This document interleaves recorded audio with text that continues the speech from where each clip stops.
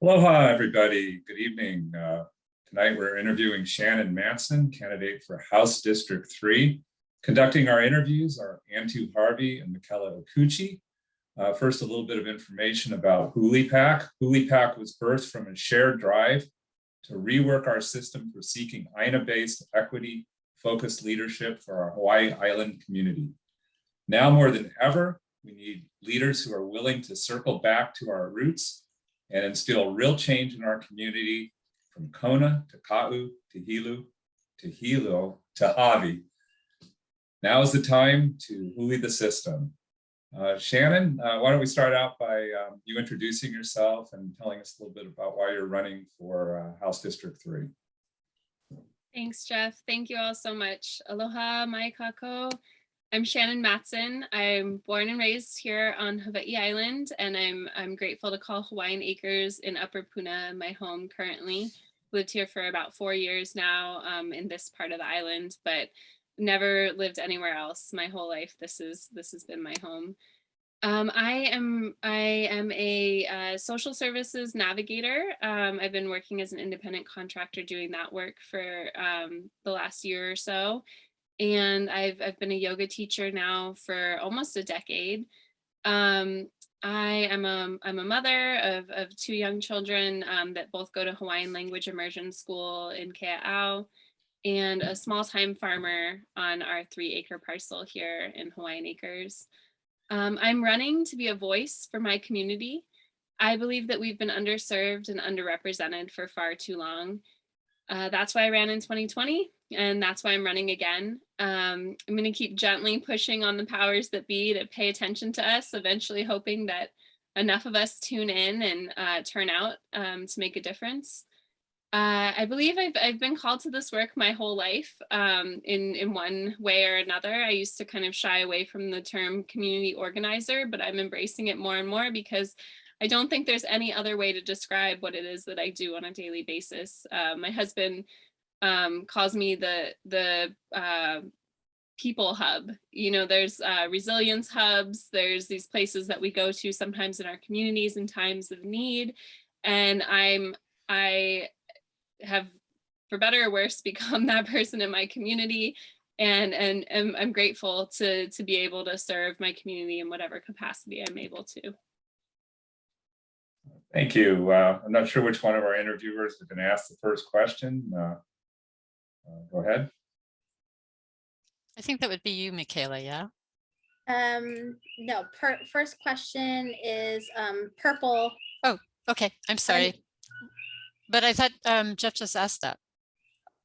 We could ask Shannon to elaborate on her core values. Okay. Shannon, would you please elaborate on your core values? Sure, I'd be happy to. Let me think about that. I mean, really, my core values, I love the word integrity. I'm really grateful that that's part of HULI's name and mission.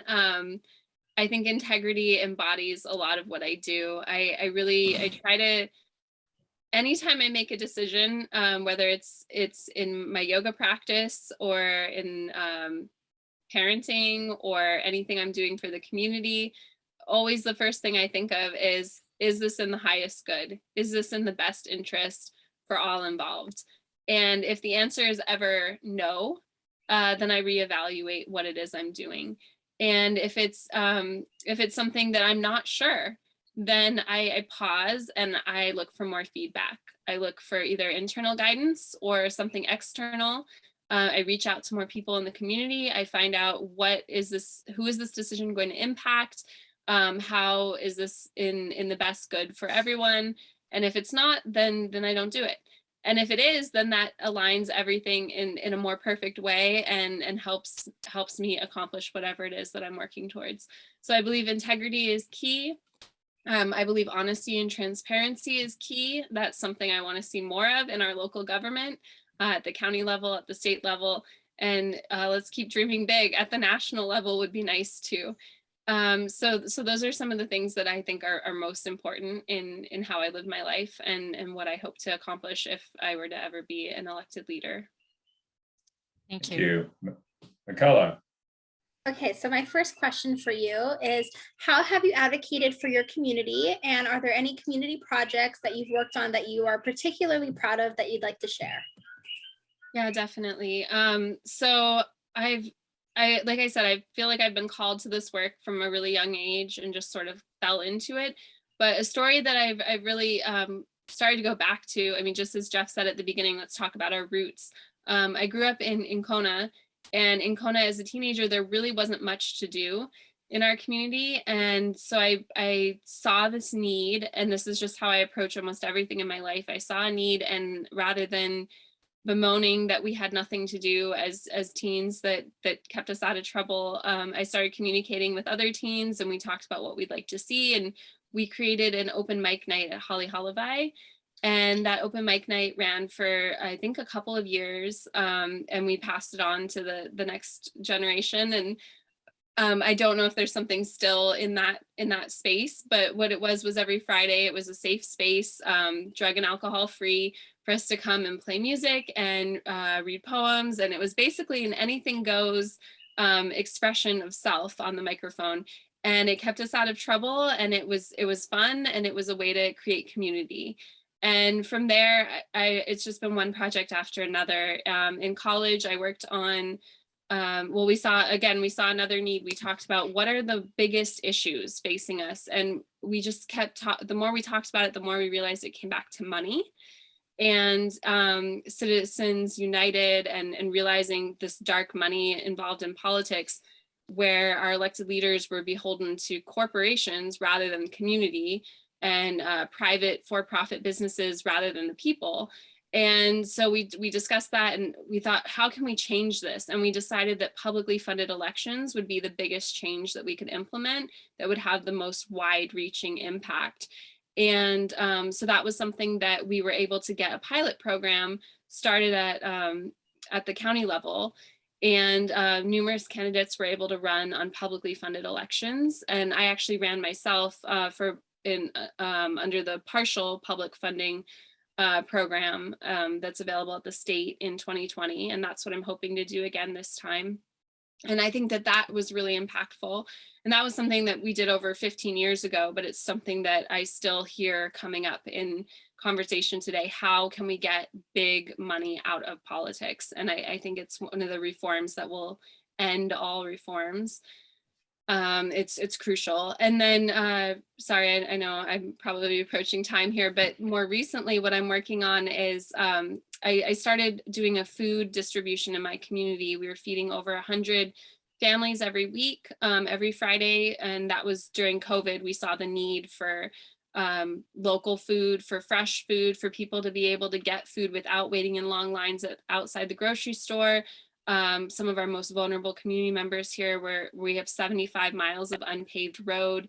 They couldn't drive to town. It was too challenging, and or we didn't know at that point what COVID even was. And so trying to keep our vulnerable community members safe and those who didn't have access to food, we started a locally funded grassroots food distribution in our neighborhood. And that's something that I'm particularly proud of. And I think feeding people is key. It's what we've got to do. Hungry people, they can't do anything else. They can't engage in their community in a meaningful way if they're not getting their basic human need met, and that's food. Thank you. That's wonderful. On to our next. Okay, yes, about political progress.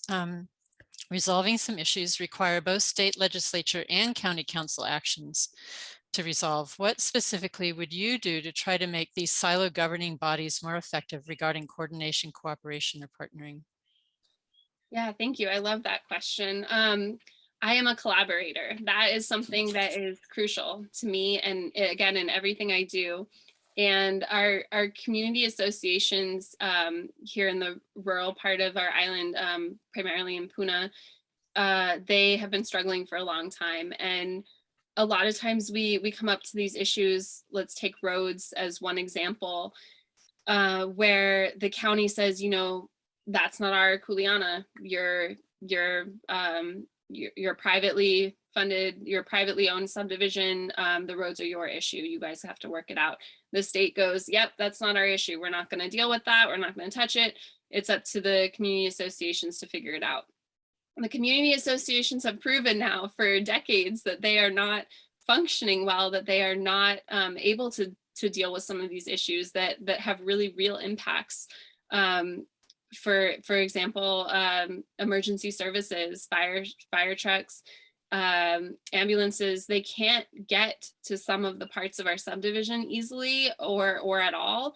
And if they do, there's a significant delayed response time.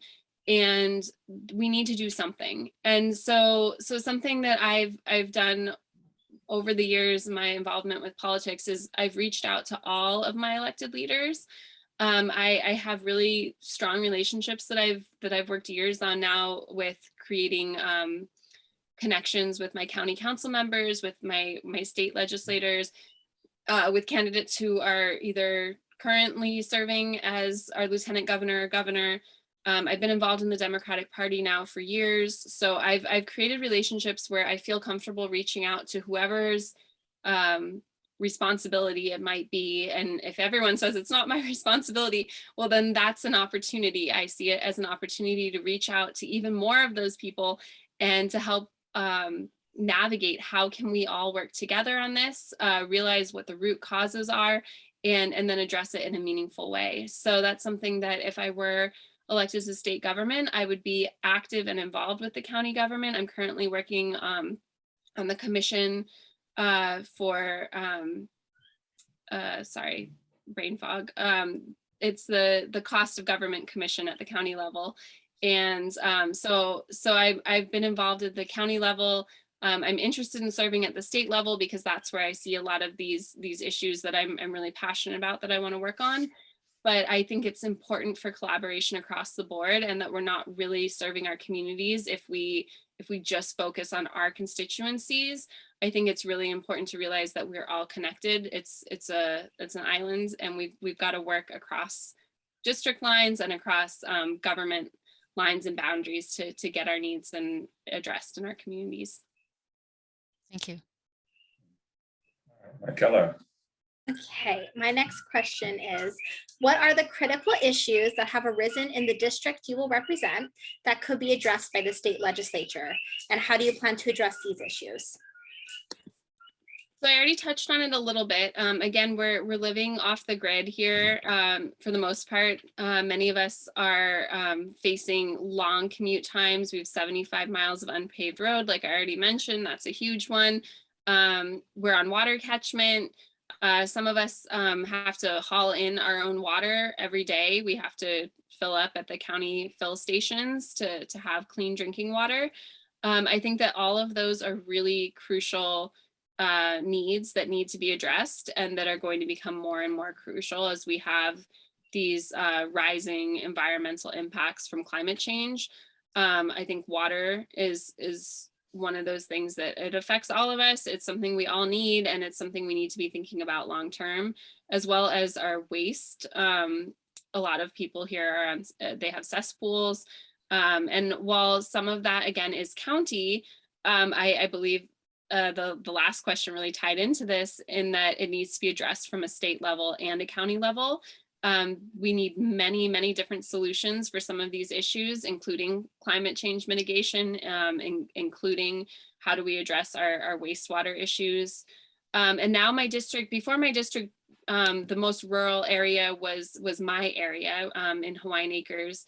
And then it went out from there. There was a little bit of Waikeuka of Hilo Town, and then it went all the way down to Na'alehu, which is very rural and is facing their own wastewater issues. Now it goes the other direction. So it's Fern Acres, Hawaiian Acres, Orchid Land, Aina Loa, and then it goes all the way down to Keaukaha. And there's many different issues that we're facing across the board. So it's hard to tie them all in directly, but I think that one of the biggest ones is wastewater management. When you think about the impacts that Keaukaha has had, the environmental racism that exists in that area, and the way that they're dealing with sewage leaks regularly into the bay, that's something that our system is failing, and it's going to become an even bigger, excuse my language, pile of SHIT than it already is, and it's going to happen really rapidly. And that's something that we really need to be addressing in multiple different ways. And some of this federal money, the Build Back Better infrastructure money, needs to be allocated and designated directly to fixing our wastewater, our failing wastewater systems. And I know it's not really a fun thing to discuss, like what do we do with all of this stuff, but we need to deal with it, and that's really crucial. At the same time, addressing our roads and our infrastructure needs in these rural communities that really never should have been allowed to exist in the first place. These subdivisions are all illegal subdivisions that the county sanctioned many, many years ago and said, it's fine. And now you guys have to figure out how to get your electric and your waste needs met, your roads and all of that. Good luck. And so that's something that it's a huge issue to tackle, but there's many different solutions, and I'm looking forward to digging into some of those and figuring out the best way forward for our communities. Thank you. Thank you. Atu? Okay, great. What 3 priority issue proposals or bills were before the last legislative session that you adamantly opposed or supported? 3, you're saying 3 issues at the last session? Yeah. Okay. Let me think. Well, the fight for 15, that was a big one. The living wage. I'm very much in support of raising the minimum wage. I'm glad that we finally got something passed. Unfortunately, it still wasn't quite what we wanted, what our working people deserved and needed. There's still the tip, they call it the tip credit, but it's a tip penalty. It would have been nice to do away with that. But overall, I'm really glad that passed. I think that was a big one. I'm struggling to think about 2 others at the moment. Let me, my brain was thinking about other things. Let's see. That was a big one. Oh, the government reform stuff, that's something that is just on the top of everybody's mind. And that I don't think that they did enough. I wish they had done more. But I believe that they did ban fundraising during session. And that it's so silly that it took us this long and that we had to have a scandal on some level to get to that point. But I'm in favor of a lot more government reforms, and I'm glad that one was able to pass. And then I don't know, I'm trying to think of what else. Let me just prompt you. Please give me some more. What about the one before the governor's desk right now about the fixed renewables with the set Senate amount? Bill 2510. Thank you. Yes. Yeah, remind me of that one again. What is the fixed? They're specifying part of it contains. Is that the Honua one? The firm energy. Yeah. Yes. Talking about, yes. Okay, thank you. Yeah, I'm going to say there's such a long list. I'm trying to pull them all up. But yeah, so, okay, renewable energy is crucial. And that's something that we absolutely need to be doing. But that bill was very odd. A lot of back and forth there as far as who was supporting it and then who wasn't, and the percentages that got kind of slid in there more towards the end of the bill. I'm not a fan of mandating in any way something that's going to negatively impact our goals towards truly renewable energy. All renewable energy is not created equal, and Honua is a good example. Anytime we're burning something, that's not a renewable energy form. So whether it's firm or not, it's still polluting, it's still creating negative impacts in our air quality and our environmental and physical health. So I can't be in favor of that as much as I would like to be in favor of any legislation that we're passing right now addressing renewable energy. I'm really hoping the governor vetoes that one. It's concerning, and it's just another example of, even though we got rid of the gut and replace legislation to some extent, those zombie bills as we used to call them, it still exists in that things get slipped in at the last minute and things get changed around, and it's still something that we need to do better on at the state level. Thank you. Thank you. Bella? Okay, so my next question has to do with Native Hawaiian rights. So from your perspective, how can we best forge a path towards the restoration of occupied lands? Okay. My district has just shifted in that it now incorporates a huge amount of Native Hawaiian homelands of DHHL lands. Pane'ewa and Keaukaha are primarily Native Hawaiian population. And that it's just a huge subject to tackle and to unpack as far as what's the best way forward. Even though I was born and raised here, I am not Hawaiian, I'm not Native Hawaiian, and I would defer to their leadership and guidance. I really strongly support sovereignty and Native Hawaiian rights, but I believe it needs to come from them.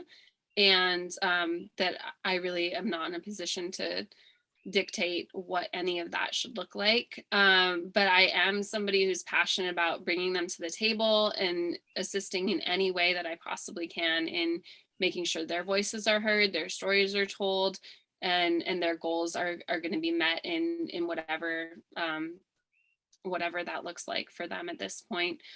I think DHHL has a huge task before it. I was on a meeting with the Keaukaha community yesterday and hearing from one of the commissioners, the DHHL commissioners, about what they're doing with the $600 million. That's something else, going back to the last question, that our state ledge was able to get that money going to DHHL. And those things are always so much of a struggle for me, because here we are patting ourselves on the back and saying, look, we've got $600 million going towards DHHL, but it's so little when you look at the amount of money that they should have been giving them, and all of these missed opportunities to help reduce this wait list that is still almost 30,000 long. People who've been waiting their whole lives and never gotten a homestead. So it's just such a huge issue to unpack, and it's really unfortunate to me that there's still people in power that are congratulating themselves for getting this money to DHHL. And I don't want to chastise them and say, you know, you're not doing enough, but that's really the only thing I can think of to say at this point is it is just absolutely devastating that we still have Kanaka Maoli people that are native to this land that are either houseless, unsheltered, or still waiting on a list where they may never be able to grow food in their backyard like I can. So I'm very aware of my privilege. I'm very and I'm very thankful for all that I have. And at the same time, I know that if I were ever to be in a position of decision making, that's the population that needs the most support and deserves the most. They deserve to have their voices heard the most, and I would do everything in my power to elevate those voices and make sure that their needs are considered first and foremost. Wonderful. Thank you so much. Too. Okay, pivot to land use and development content. What are your top 3 priorities for allocation of infrastructure funding? You kind of touched on it earlier, but would you like to pick up on that? Yeah, I mean, roads, wastewater, and I mean, we need more broadband and Wi-Fi access too. I think that's important in the infrastructure category, and sometimes that gets missed.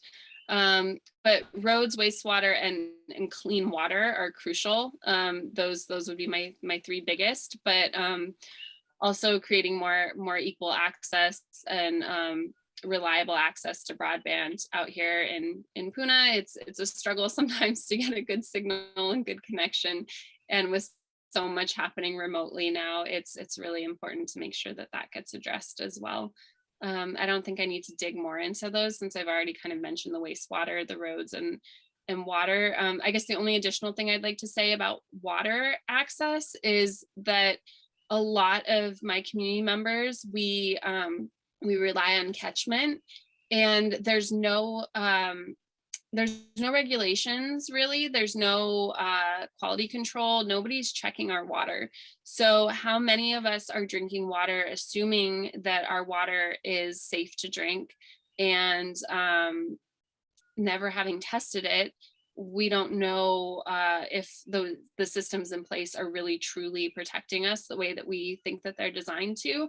So that's something I would like to see a broad study done on those of us who do live off the grid and are on catchment.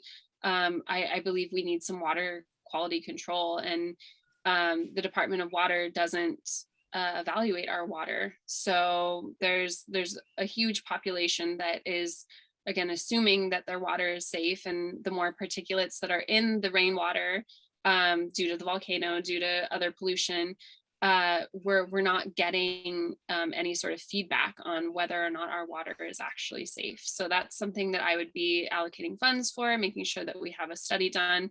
And then if there are any issues, figuring out ways to mitigate that, and making sure that we all have equal access to safe water.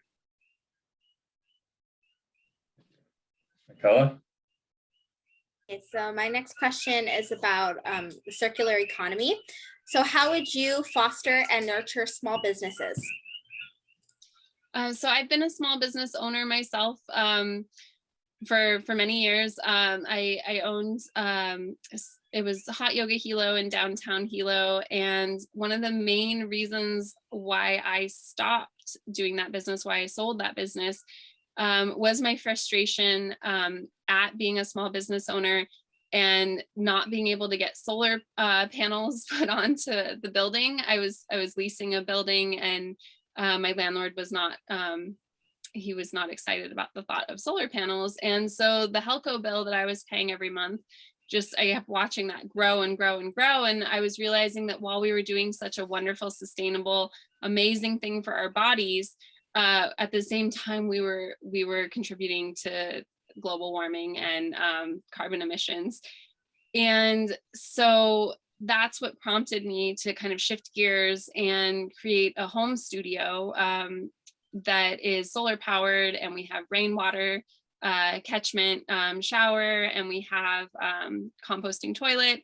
And so it's truly a closed circle as far as the yogis are able to give back to the land, and the land is able to nourish the yogis by where we use this human manure. We make sure we process it properly, and then we can put it on our fruit trees, and then eventually those fruit trees can give back to us directly.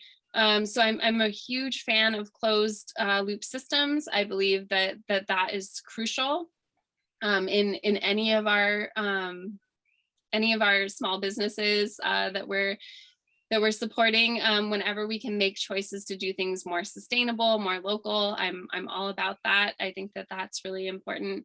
And then as a small business owner, I think that there are a lot of things that could be reevaluated as far as permitting processes and different things that we have to do to be legal and to be above board. And that a lot of times that turns into miles of paperwork and or confusion.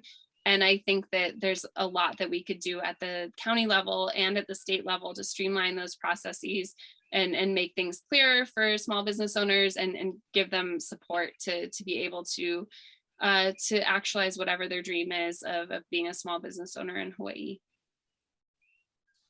Thank you. Antu? Good, kind of related, food security and agriculture. What is your definition of food security, sovereignty for Hawaii?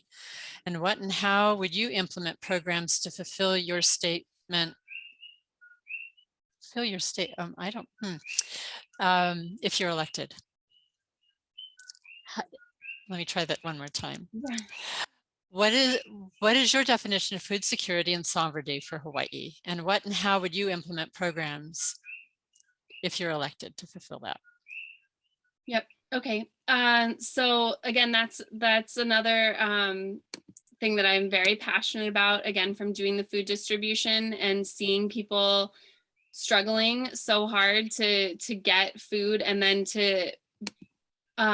my goal in doing the food distribution was to really provide local food, to provide quality food. During the pandemic, people who had been small farmers who had been selling to either the hotels or to restaurants, and then suddenly those restaurants and hotels were shut down, they had an abundance of perishable food. And so we were able to take that and get it to our local community members. So our food distribution wasn't just pre-packaged, dented cans, old expired food. It was really fresh local produce, local goat cheese. We got ahi actually donated from a local fisherman. We had an abundance of greens, an abundance of fresh chicken eggs, so much honey, just gallons and gallons of honey.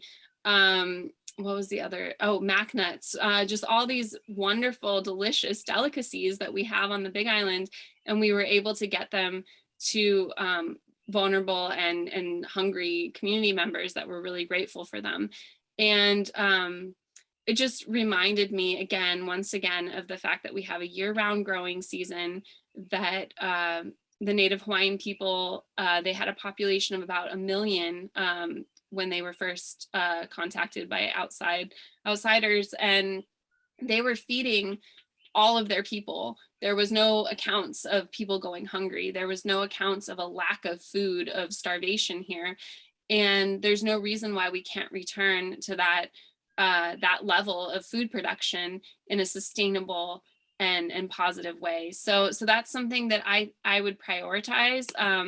I believe that the key is getting our children, getting our next generation of farmers interested and engaged. So I would support those DOE programs, those farm to table programs, where we actually get our students out there growing things themselves and harvesting them themselves, and get our keiki excited about going out and picking a tomato that they grew and then getting to eat that for lunch, and seeing that connection and fostering that connection in our children, I think is going to be crucial to making sure that we actually have farmers. A lot of our farmers now are in their 50s and above, and we need a next generation of farmers, and we've really got to focus on that at a student level, and make sure that we're supporting that all the way up to the top. So that's something that I'm passionate about, and something that I teach my own children, and that I'm really excited to see our state be an example of growing our own food, feeding our own people, and making sure that we're supporting that across the board in every way that we can. Hey, thank you for that. Michaela? All right. So my next question has to do with climate change. So Hawaii's top emitting sector is currently transportation. What ideas do you have to reduce GHG emissions from this sector? Okay. Say the acronym again. I'm sorry. GHG. GHG. And what does that stand for? This was a question that was put in by another HULI member. Okay. Sorry. What would you do to reduce emissions? It's greenhouse gases. Greenhouse gas. Thank you. Greenhouse I was like, I feel like I should know that acronym. So whenever I come across an acronym, I have to pause. I feel like it should have been written just as greenhouse gases. No, that's fine. No, I appreciate it. Thank you. Okay. So there's a lot of different things. One of them, obviously, we need to reevaluate our tourist industry here. And I'm very much in favor of assessing a visitor fee. New Zealand, I believe, has one, and a few other places have instituted something along those lines. That would help offset the environmental and social costs of tourism. It doesn't necessarily reduce the greenhouse gases, but we can then use that money to support other programs and support other initiatives that could potentially help reduce those greenhouse gases. So I think that that's really important. I also think creating limits on our annual tourism it's going to be crucial, as we saw during COVID. If our economy is reliant on tourism, then that's not going to be sustainable for us in the long term. But if we figure out more ways to diversify, looking at agriculture as one of those ways, we can start to reduce some of our reliance on tourism, and then we can put more realistic limits in place. I'm in favor of stronger mandates on our new car sales. I believe that all new car sales at this point should really be meeting stringent requirements for lower emission. With a caveat, my caveat would be some sort of affordability options for low income folks. to just make sure that we're being as equitable as we can in making those changes. I think we could be increasing battery storage tax incentives. I think that if we did have some sort of air travel tax, not just on tourism, but in general, that air travel tax should be directly going towards reforestation. There was another one. I think we need to keep divesting. We need to divest away from the fossil fuel companies. We need to be looking at renewables across the board. And I think those are my big proposals as far as how we can address those issues. Thank you. All right, on to. Well, I was going to ask about the sewer systems, but I think you've kind of covered that. So I wonder about our potable water resources on the island, and especially since you talked about Puna being largely on catchment, as are other parts of the island. Yeah. How would you maybe address? Do you have any ideas to help?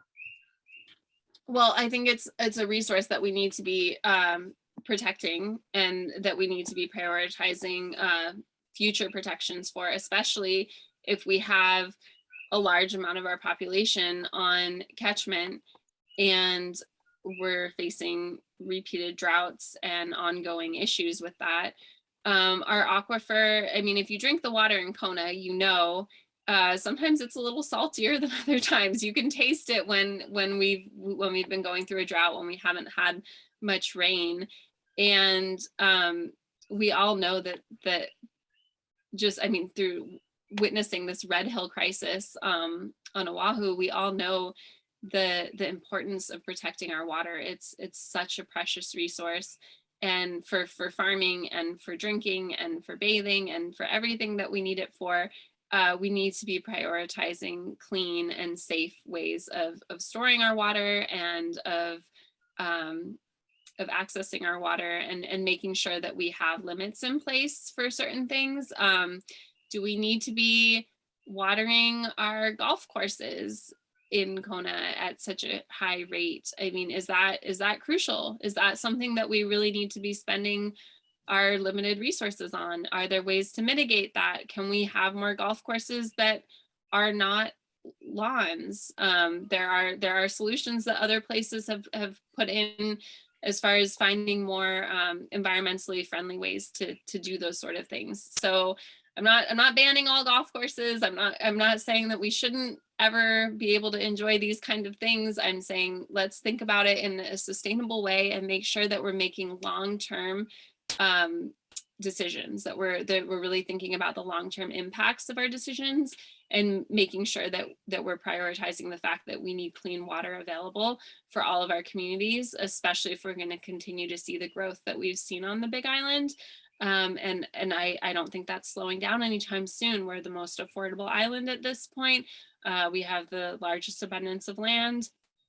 We're going to keep seeing this growth, and we're going to need to make sure that we're evaluating our resources and making sure that we're keeping the water clean and safe and available for drinking for next generations. Thank you. Thank you. Michaela? Okay. So my next question has to do with social issues. So how will you help ensure that women on Hawai'i Island have access to birth control and other family planning services?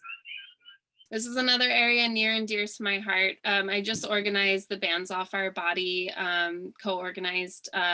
We had a sign waving in Hilo March 14th. And that was in a direct response to the leaked Supreme Court decision about Roe versus Wade. And I'm a mother of two. And I'm also somebody who's undergone 4 miscarriages. I had 3 miscarriages before my daughter, and then 1 between my daughter and my son. And so reproductive health care and women's rights and all issues surrounding pregnancy and birth and autonomy and personal choice regarding birth are crucial to me as a mother, especially as a mother of a daughter who might someday be pregnant and be able to I want her to have the options available to her to make those choices. I also have a friend who is going through right now a heartbreaking situation in which she is in the later terms of her pregnancy, and her baby is not going to be viable. Her child is been evaluated by a couple of different doctors, and they're saying the prognosis is that this child will not be able to survive for very long once the baby is born, and will suffer greatly. And the costs to her and her family, and the physical and mental health that she's undergoing right now is just horrible. And here we are living in Hawaii, where most of us believe we have access to abortions even in late term, and that's actually not the case. She's going to have to travel out of state to get this procedure performed, which adds another layer of financial, emotional, and physical hardship to her and her family. So right now we really need to be working on making abortion and all reproductive health care more accessible, not less. On the Big Island, on our island at this point, Planned Parenthood used to exist in Kona. It shut down almost a decade ago. For people who need these life-saving procedures, they have to travel at least to Honolulu, and sometimes all the way to the US. And that's a shame, and that needs to change.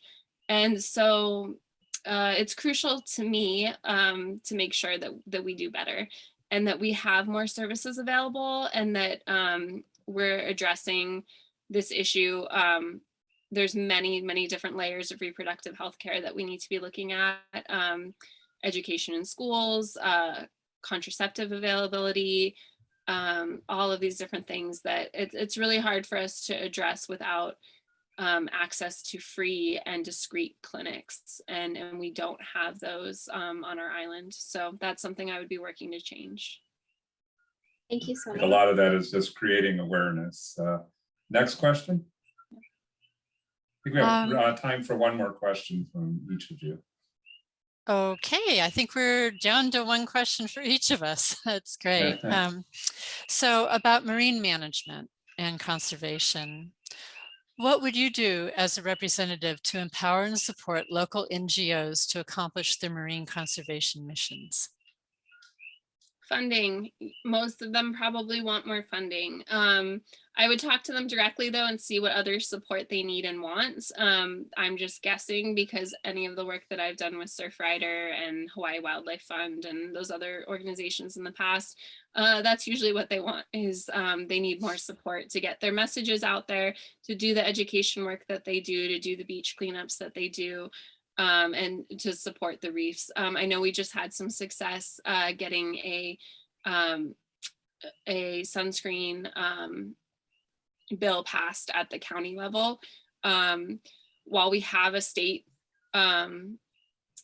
level bill, this county level bill that just passed this past week was more focused on even more what kind of sunscreens can be used and making sure that they're mineral based. And that the research has shown at this point that that's really the best way to protect our reefs. So I think just more education and awareness on those sorts of issues. And I would definitely be looking at other funding sources, whether they're coming from the federal level, the state level, or if we can work hand in hand with county level, making sure that these organizations that are already doing this crucial work get the support that they need, whatever that may be. And apologies, I don't know specifically what support they would want, but I'm guessing it's funding and capital. We get, as state legislators, we get some access to capital improvement project monies, and that those funds, it's a process that those NGOs would have to go through. But if they qualify and if they're able to kind of sell their proposal and explain why it's something that's necessary, they can qualify for some of this capital improvement project fund monies. And so I would be definitely working with them and making sure that they crossed all their T's, dotted all their I's, and were able to qualify for those funding opportunities. Thank you. Michaela? Okay, so for my last question, we touched on this a little bit earlier, and you somewhat answered this question, but it was also on our list of interview questions. So I wanted to bring it back to allow you a little bit more time to expand on it, because I feel like so many people in our community don't know about the Honua bioenergy plant. And so if you could kind of discuss more about what it is, whether you support it or not, and what your reasons for that are. So I'm definitely not an expert on exactly what it is that they're doing and exactly what it is that they're proposing to do as far as where they are in the process. My understanding is that the Public Utilities Commission has rejected their proposal numerous times at this point, because their proposal is neither going to save ratepayers any sort of money, and it's also their proposal is not environmentally sound as far as what their claims were. As far as all of the details, I would encourage people to do research on their own to find out more about this project. It's my first involvement with it. I believe I attended a meeting at the Imiloa Astronomy Center, and it was like a public testimony, and it was years ago. And in that, I just had one of these moments where I've had so many times when talking about environmental issues, we see the environmentalists on one side of the room and then the workers on the other side of the room, and these people feeling like their jobs were being attacked, and then these other people feeling like the environment was being attacked.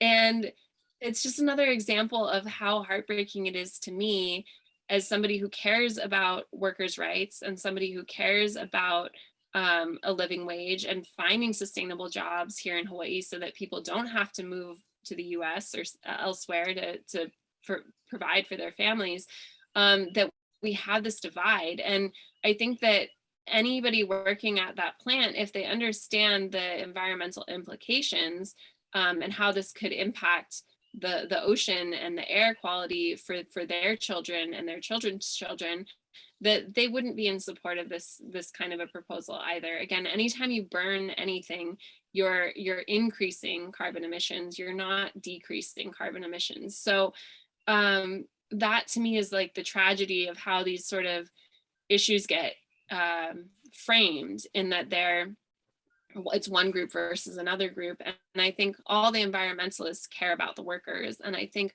all of the workers care about the environment, or they wouldn't live here and raise their families here. And so I really think we need to be looking at long-term sustainable solutions, and that we really need to be moving away from burning fossil fuels and burning anything, and figuring out ways to really support solar and more battery storage, and that solar can be a firm energy generator if you have enough battery storage. So to me, it seems like that should be our focus, and it's already been proven. It's already something that we know is not going to be contributing to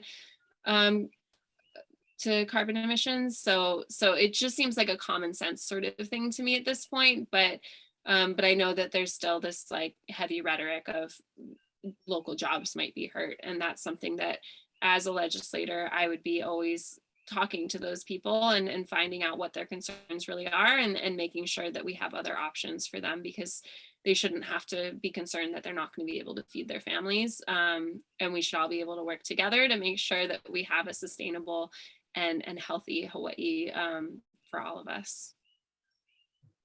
All right. Well, thank you, Shannon, for joining us this evening. And thank you, Antu and Michaela, for conducting the interviews. At HULI PAC, we're building something that the Hawaii political establishment's never seen, a slate of Pono leaders. Your donation can buoy the system. So if you'd like to get more information and possibly make a donation, please visit hulihai.com, HULI.com. Thanks again, everybody. I'm going to go ahead and Thank you stop all. the recording. Thank you. Have a great evening, you guys.